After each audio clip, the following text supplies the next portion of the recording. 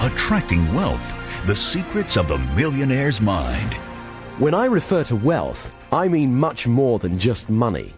I've met, and indeed I know, some of the richest people in the world, but some of them have very little of what I'd call real wealth. Some of them are workaholics with little quality time or friends, just looking for the next million. Of course, wealth is partly about having money, but real wealth is good health. Without your health, what use is money? Real wealth to me is having good friends you can share intimate and pleasurable experiences with, laugh with, who stimulate and fascinate you. Real wealth is feeling happy most of the time. Real wealth is a sense of knowing you're contributing something to the world, that your life is worthwhile. After all, you are unique. Nobody can do things exactly the way you do them. Everyone has special skills they bring to the world, and the fulfillment of that is a wealthy feeling. First of all, I'd like to start by dispelling some myths about money, by perhaps challenging some of your views about money, because before you can truly become richer in the physical world, you're going to have to become richer in yourself. Stop for a moment and ask, what would having more money give you that you don't already have? Whenever I ask this question, most people have ideas come to mind like freedom, security, or power. The good news is, these are states, and it's easy to create them. But wealth is relative. When some people become millionaires, 100 million then seems like a lot, and 1 million doesn't. People who think like this can never have enough money. In a sense, they always feel poor inside. The Indian guru Swami Muktananda, upon arriving in America, stood at the airport and said, "They live in paradise, yet they'll never know it." For the next few minutes, I'm going to talk specifically about money, and firstly, why some people are good at creating money and others are not. Many researchers have found the distinction is predominantly in the way that we think. I don't mean intelligence, but thought patterns. Some people have what I call a poverty consciousness. Deep down at an unconscious level, they just don't believe they're worthy of wealth. Or they fill their heads with thoughts about why they're poor, or why life isn't fair, why others have so much more than them. If you've got thought patterns like that, we're going to change them, because this part of the positivity system will help you reprogram yourself so you automatically begin to think more like a millionaire. As the author James Allen says in his book, As Man Thinketh, a particular train of thought persisted in, be it good or bad, cannot fail to produce its results in the character and circumstances. A man cannot directly choose his circumstances, but he can choose his thoughts, and so, indirectly, yet surely, shape his circumstances. Research has shown that a massive proportion of those who suddenly get enormous sums of money, for example from lotteries or inheritance, are great at losing it all very quickly. 80% are actually worse off financially just 2 years later. That's because inside they still feel poor, and the mind has to prove itself right. It can't deviate from its self-image. So if deep down you think of yourself as poor, or if you constantly fear poverty, that's usually what you'll get. In the words of Jim Rohn, if someone hands you $1 million, best you become a millionaire or you won't get to keep the money. You need to have the self-image of someone who deserves great wealth. What we're going to do next will help you develop and install in your mind a prosperity consciousness, which is much more than attracting money. It's a change in your self-image to one of greater harmony, so you begin to notice the abundance that surrounds you, taking so much more pleasure in everything. If someone has money problems, that's usually only a symptom, but not the root cause of the problem. There's something in them that needs to change. This isn't just another get-rich-quick scheme. The positivity system helps you change your fundamental attitudes towards wealth. As the saying goes, give a man a fish, he eats for a day. Teach a man to fish, and he eats for life. So what is money? The earliest system of trade was bartering. Eventually, coins were used to represent the value of things. They were the first IOUs. Then came paper money. A dollar bill is an IOU from the government. They used to print only as many dollar bills as they had gold reserves to support in the bank.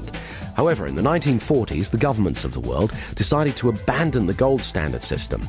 Since then, they've been printing money like it was going out of fashion. So now there's only a fraction of gold in reserve compared to the amount of paper money in circulation. Even paper money is being replaced by plastic credit cards and numbers in computers. So money is essentially a symbol. Quite simply, money is a form of confidence. Say, for example, you and I are sitting here and we have $1 bill between us, and we pass it back and forth. If we do it really quickly, in a week we could spend $1 million. Money is the oil in the machine of the economy of a nation. It allows the flow of goods and services. Another way of looking at money is as packaged experience.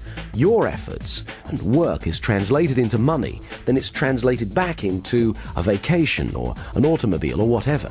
However, some people view money as a commodity, wishing to acquire money for money's sake. These people often fear not having enough money, so they hoard as much as they can. This slows down the economy of a country, just as it's harder for an engine to work without enough oil. Also, these days, there are plenty of people who use money to project power, success, and happiness. However, money itself is not a source of happiness. Happiness is a neurochemical event. It's a state that you generate within you. History is littered with people who found that money alone wasn't enough. Elvis Presley, Howard Hughes, Marilyn Monroe, Christine Onassis, and the Gettys are all prime examples. The musician Ry Cooder said, "All the money in the world is spent on feeling good." But you already know that good feelings are just states of mind and body. So part of the equation of becoming wealthier is simply to cut out the middleman and just have the good feelings that the money would have given you. Some people say, well, I can't feel self-respect or achievement until I have a certain amount of money in the bank. Of course, it's great to have targets and goals, but why don't you make one of them feeling good now? Let's talk about negative thoughts about money. Most people have been programmed with some negative financial limitations. They've been taught things like the Bible says money is the root of all evil. What the Bible actually says is the love of money is the root of all evil. That is the acquiring of money for its own sake. Or they've been told that there's only a finite amount of wealth and that the more you have, the less there is for others. Again, this is more garbage. It's actually common in our culture to hear terms such as filthy rich or fat cat, which are indicative of an unconscious mistrust of money. Our unconscious beliefs about money affect how much we're able to create. If, say, you believe money is bad in some way, you'll unconsciously sabotage your attempts to create more money in your life. For example, some artists believe that they cannot have commercial success because that compromises their artistic integrity. Other people believe that you can't be a good person unless you're always helping others, even if it's to your own detriment. But as Abraham Lincoln said, you can't help the poor by being one of them. Some people stay poor because it's safe, it's what they know, but it's not what they're truly capable of. Quite simply, the outside world is a manifestation of our inner world. As you use the positivity system, you're going to let go of any old limited ideas you've had about money and program your mind to become more prosperous. Limited ideas about money are historically derived.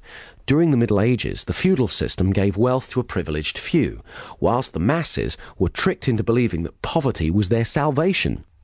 This hierarchical system of power assumes that there's only a finite amount of wealth to go round, implying a scarcity of wealth, and is like some of the corporations of today where power is top-heavy and everyone competes for their position. In some cases, poverty was glamorized, and for many years it was actually considered a Christian virtue. Some people who grew up in the last century during the Depression or experienced rationing of food and essentials during the Second World War have unconscious beliefs that there just won't be enough to go round, and many of them have inadvertently passed them on to their children.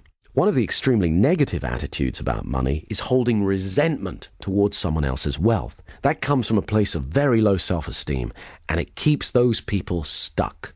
It's better to wish the best for others. When it comes to money, nearly all the self-help and metaphysical books refer to something called the law of attraction. The law of attraction is a useful metaphor for synchronicity, which can be described as the appearance of meaningful coincidences or incidences of chance. For example, have you ever thought about someone, the phone rings, and it's them? Now, is that telepathy, some kind of magnetic attraction, or just coincidence? Have you ever thought about, say, getting a particular car? Then suddenly you see that type of car everywhere. Maybe you're just noticing how many of those cars were there already. Wouldn't it be good to attune your mind to notice how many opportunities there are to become wealthier? Some people believe the mind is like a magnet, that what we hold uppermost in our attention, we attract to us. In other words, we always get more of what we focus on. In music, there's something called the principle of sympathetic resonance. If you have two pianos in the same room and you hit a C note on one piano, you'll find that the C string on the other piano will start vibrating in resonance at the same rate. In the same way, you're always attracting people and circumstances that resonate with your predominant thoughts. Whether you choose to believe in the law of attraction or not, it's interesting to note that many highly successful people do. Those who focus on the positive in life and attract it to them are called lucky. I personally believe we create our own luck. That is what's meant when it says in the Bible, "A man is what he thinks about all day long." Your thoughts are an energy that are powerful and creative. I've found that most wealthy and successful people tend to employ the same simple habits and beliefs about prosperity. However, the same rule of habits and beliefs applies to poverty as well. I believe that many people help to keep themselves poor through the beliefs and habits they have towards money. They use the evidence that their lack of money has made them poor, whereas sometimes their poor behaviors in relation to money is what keeps them from experiencing abundance. They've affirmed over and over again, often unconsciously, that they're poor, so it's become a self-fulfilling prophecy, a poverty consciousness. What the positivity system does is helps you to change that. I'd like to share with you some techniques that I've used myself that have helped me dramatically increase my personal wealth. I've taught them to others, they've also increased their wealth, and now I'd like to share them with you. One of the first things that made a major difference for me was consciously deciding to do things differently. Years ago, I definitely had a poverty consciousness, worrying constantly about being poor or how not to be poor. So guess what? My attention was, yes, on poverty. For example, when a bill would come through the mail, I'd open it, I'd worry about how I was going to pay it, I'd feel poor inside. Obviously, it's important to be financially organized and consider how best to pay bills. However, I was also affirming to my unconscious mind a poverty belief. If you're going to be wealthy, it's just as important to prepare for wealth by feeling rich inside. So what I started to do when I opened a bill was vividly imagine I had thousands in the bank. You can imagine how good that feels. I was sending a new message to my unconscious. Some people try saying affirmations like, "I am truly wealthy." But if deep down you don't believe that, it's next to useless. You have to create a feeling of wealth by vividly imagining yourself as wealthy over and over again. Next, I needed to change my self-image around money. I had a scruffy little checkbook, one that reflected my scruffy little finances at the time. So I changed banks and got a clean new one to help me start to feel different. The mind is sensitive, so it's important to signal to yourself that positive changes are happening. Then the real fun began. I needed to get a strong sense of what greater wealth would be like. So I got an old bank statement, cut it up, removing the bits that said overdrawn, and began to rearrange the figures and glued it back together, showing that I had thousands in credit. As soon as I'd finished, I burst out laughing. Actually holding it in my hands, it began to feel more real. Within a few months, the imaginary amount had become a reality. Having that tangible piece of paper, the bank statement, had really helped. So I went about making a scrapbook, collecting pictures of things I wanted, places I wanted to visit, people I wanted to meet. Remember, the mind needs a sensory-rich experience of what you want it to make real for you. It's important to have big dreams so you can grow into them. For example, a few years ago, I went into a Mercedes showroom, sat in a car to get comfortable, smelled the leather, went for a test drive, imagined vividly it was my own, took away a brochure and added it to my scrapbook. Imagined driving it every day. Pretty soon, I started to see Mercedes everywhere. My mind was now focused on getting me one. And chance favors the prepared mind. So it wasn't long before a bargain came along, and I bought my first Mercedes. As George Bernard Shaw said, "Some men see things and ask why. I dream things that never were and ask, why not?" A friend of mine got really into this type of creative visualization. He'd been practicing on visualizing parking spaces. Amazingly, it seemed to work. So he decided to go for bigger things. He'd never traveled abroad, and he really wanted to, but he didn't have the finances. So he collected together a bunch of travel brochures, cut out the pictures of all the places he wanted to go, and stuck them in his scrapbook. This is the funny part. He packed his suitcase every Sunday for a month and went to the airport. He even stood in line. He'd then come home and watch a video of a program about travelling on Concorde and look through his scrapbook at all the places he wanted to go.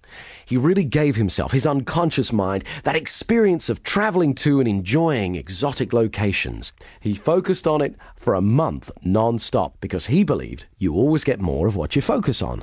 Suddenly, he was called into his boss's office and asked if he would become their international correspondent. His boss explained it would mean travelling all over the world. He could hardly believe it.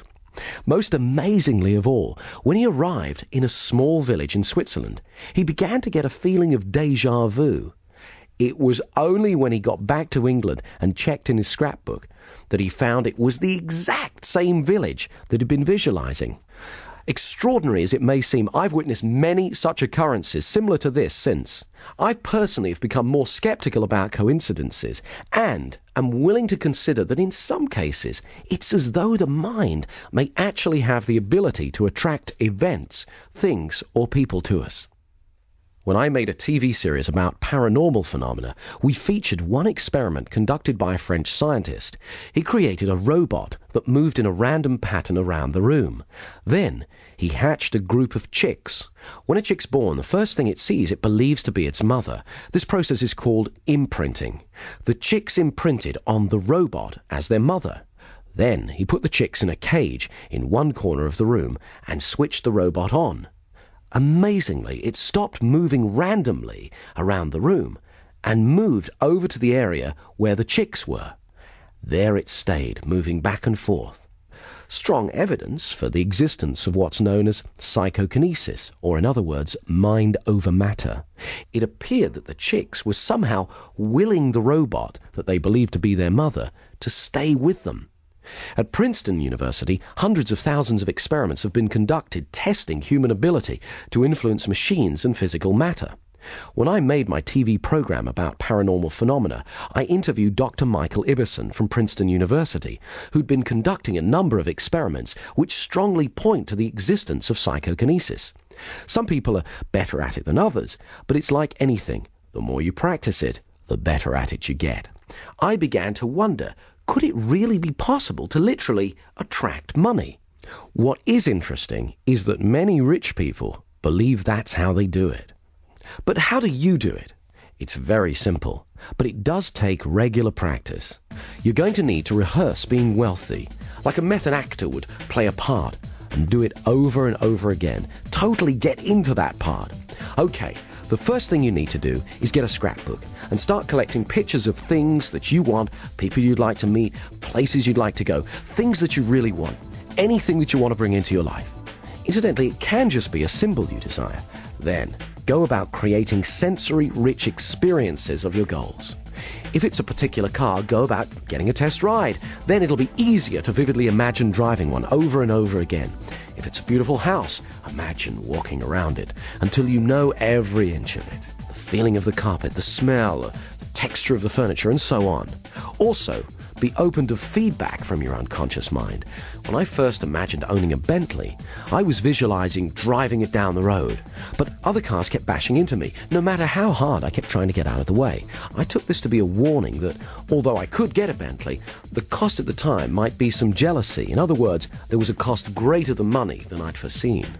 The next step is, every day, look at your scrapbook. Imagine what it would be like living your desire. See what you'll see, hear what you'll hear, and feel how good it'll feel. Do it as often as you can every day. You may not get instant results. You can imagine how chaotic the world would be if every whim or fancy we ever had suddenly materialized, but you will begin to set the process in action. Okay, I'd like you to stop for a moment and imagine how your life would be different if you are much wealthier. How will you walk? How will you talk? How will you feel? How will others treat you? How will you feel about paying bills? What kind of luxuries will you have?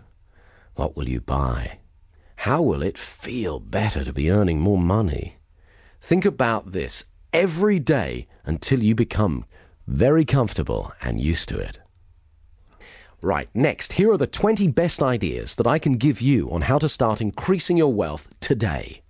Any one of these will make a difference. As you start using more and more of them, you'll move even faster towards a wealthier life, towards the millionaire's mind. Number 1, save first, then spend what you can truly afford. Now, I know this sounds obvious, but poor people do the opposite. They spend what they earn. Often, they spend more than that and wind up affirming their poverty. You have to have a plan and stick to it. Come up with a plan to clear any outstanding debts and take steps towards reducing your debt month by month. As soon as possible, stop keeping your head above water and start laying the foundations of wealth. Some people find it helpful to write down everything they spend money on. Somehow, having it right there in front of them makes it much clearer.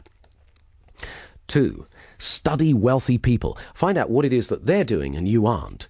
Understand how they think and behave towards money and wealth. Do the technique we did where you choose a role model. Ask yourself, what did they do that I don't do yet? Read books and listen to audio programs on wealth. There's plenty of superb sources of wisdom on the bookshelves.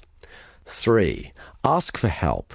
I find that as long as you're polite and respectful, most people are willing to help. There are other reasons why asking is a good practice. It makes other people aware of who you are and lets them know you take yourself seriously. It's a sign of self-worth. It also gives others the pleasure of helping you. Not everyone will offer to help because they don't want to impose. So ask and give them the opportunity and the pleasure of helping. It's good for their self-worth as well. As Charles Givens, the author of Wealth Without Risk, says, if you want to learn about money, learn from somebody who has a lot of it. Many of the most successful people I know have said that they wish more people would have the courage to ask them for advice. 4, do regular visualizations. Create a sensory-rich experience of what it is that you want so your unconscious mind can get a clear idea. Also, walk around for an hour each day, imagining you have everything you want. Walk into a restaurant as though you are a multimillionaire or a famous rock star or whatever it is that turns you on. Do it like a method actor would, totally get into the part, because it conditions your mind to get used to success, and it's a lot of fun. 5, make a joy list. Think of everything you love doing. Then, regularly treat yourself. Let yourself know that you really care about yourself. How do you expect other people to treat you if you don't occasionally treat yourself? 6, continually stretch yourself. Dare to dream and think big. Push the limits. I don't mean take unnecessary risks, but most achievement involves some leaps of faith. You can either choose a life of getting by and surviving, or you can push the boundaries. That's how human beings grow, by stretching. As the saying goes, if you keep doing what you've always done, you'll just get more of what you've already got. Highly successful people are continually stretching themselves. Stretching means moving out of the comfort zone. It's easy to become complacent and get stuck. However, if you continually look for bigger challenges, then you continually grow. It's important to have big dreams so you can grow into them. As Donald Trump says, you have thousands of thoughts every day. You might as well make them big ones. 7, get comfortable with money. Carry an appropriate amount of money. Get used to having it on you. Get comfortable with it. This sends an important message to yourself. One technique I used was to practice writing out checks and paying in slips for millions of dollars until I felt comfortable doing it. Obviously, don't leave them lying around. Doing that process meant that I was able to feel comfortable paying out large sums of money and to paying in large sums of money. So I conditioned myself to become a wealthier person. Far too many people are scared by large sums of money. When you get more money, your financial pressures don't get smaller. They get bigger. But that's the fun of it, because you become a more capable person. You have to be prepared to accept the responsibility. Be ready to play the bigger game. The bigger the challenges, the bigger the rewards. Like mastering any new skill, you do it one step at a time. Rehearse success over and over again, and then have it happen in the real world. Imagine what it's going to be like to be wealthier, so when it happens, it's not overwhelming. It's a pleasure. Number 8. Always give more than you're paid for. That way, other people will have a feeling of value towards you. It was only as long ago as the 60s that Japanese products were generally considered cheap and tacky. The legendary corporate consultant Edwards Deming largely helped in changing that. He developed a strategy that was adopted by the Japanese that focused upon two simple but important ideas: quality control and constant improvement.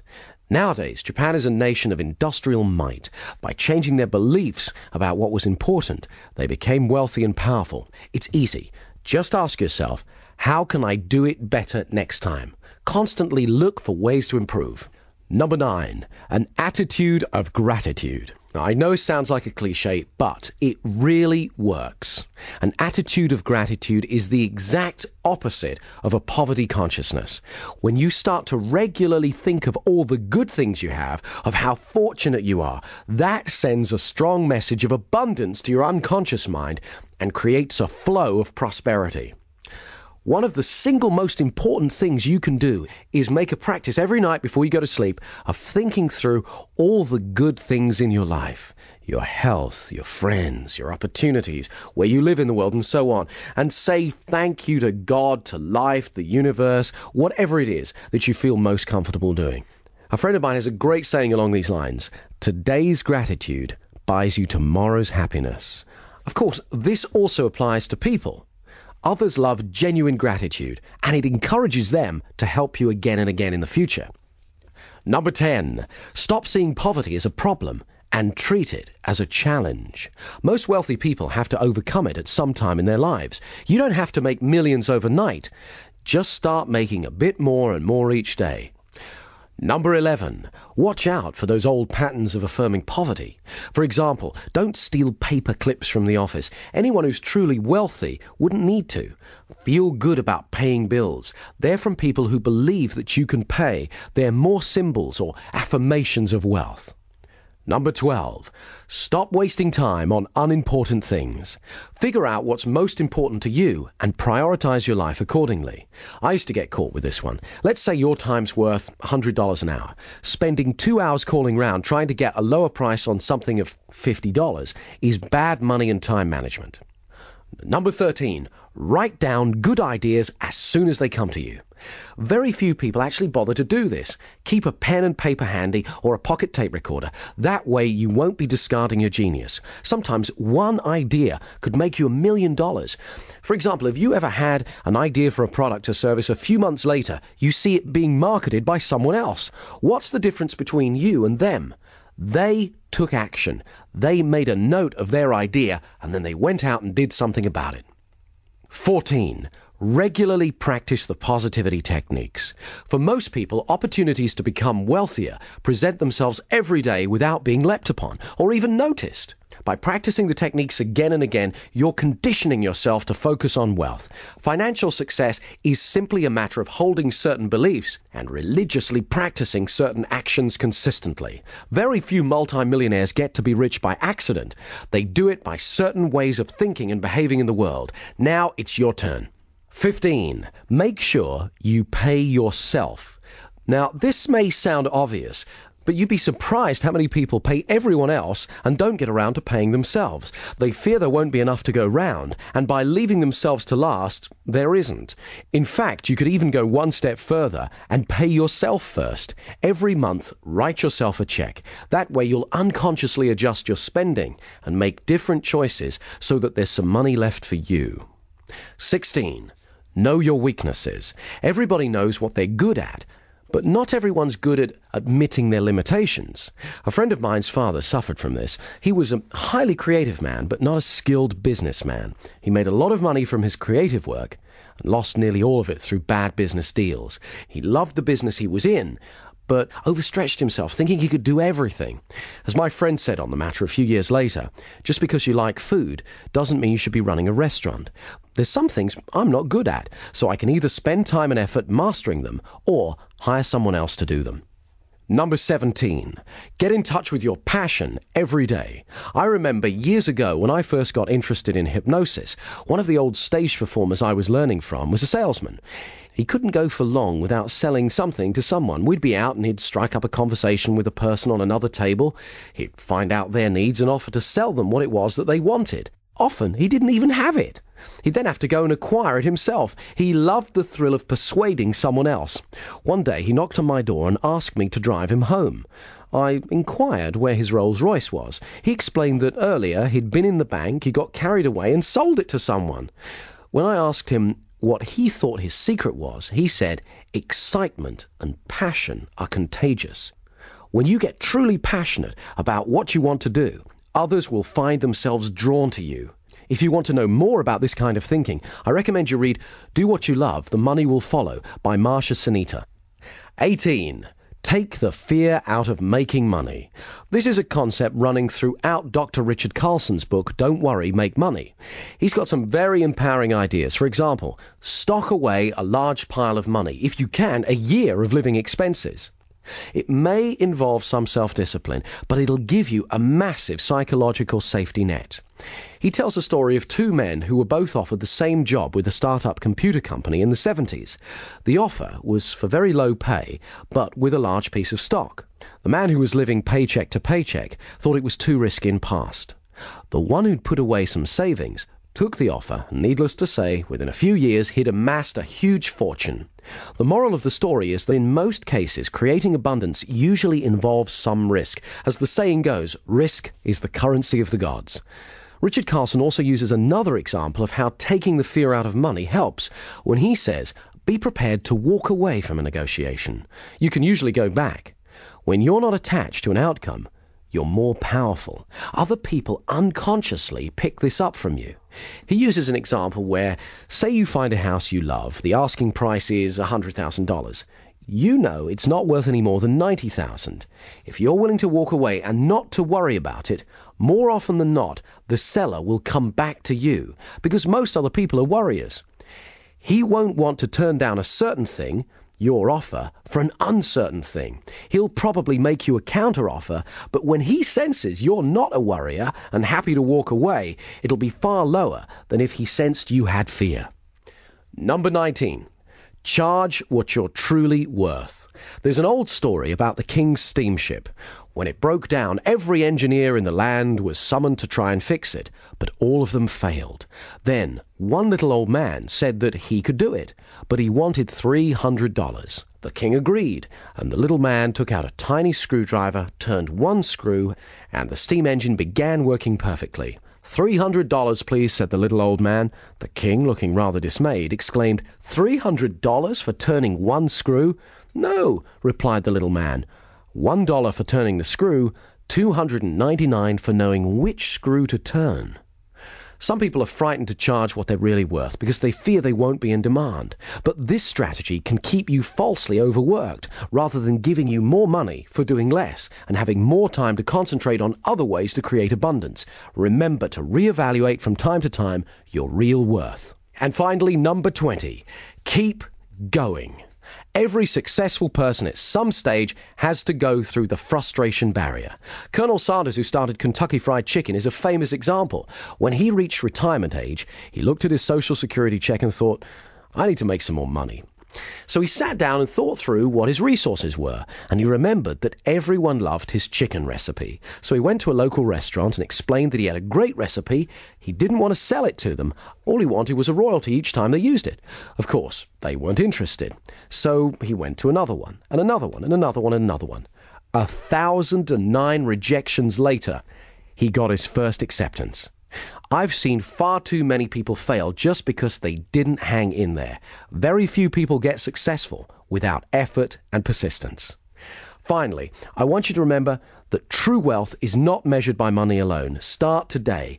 Take stock of your true wealth. Create a plan and start moving towards it. Make the changes that you need to make. After you've begun to enjoy more of the success that you desire, you'll look back and be thankful that you did. Positivity. Positive software for your mind.